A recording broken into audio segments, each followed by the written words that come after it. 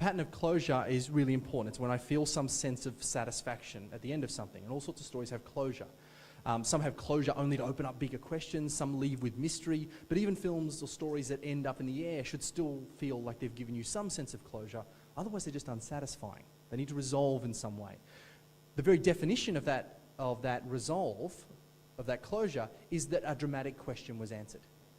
So patterns of closure and making your audience active in the experience is as much a part of a traditional media as interactive, only now you're giving them agency to affect.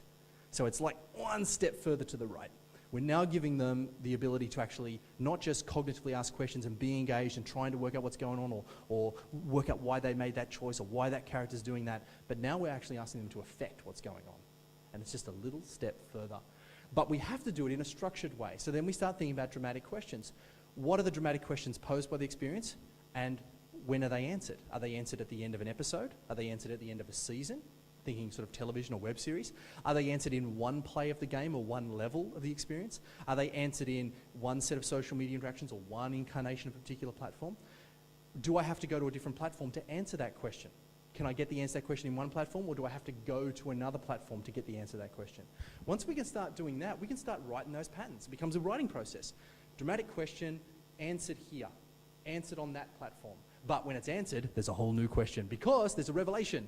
Dramatic questions lead to answers, which lead to revelations, which make the audience move forward. Patterns of closure.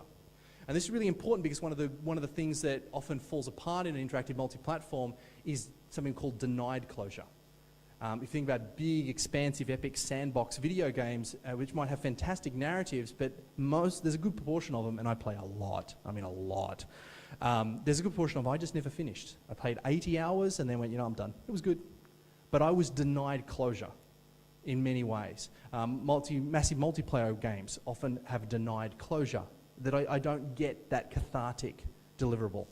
In a multi-platform interactive space, this is something you've got to think about. Are you going to offer closure? Are you going to, how are you going to avoid denying closure to your audience? Where is it going to be satisfying?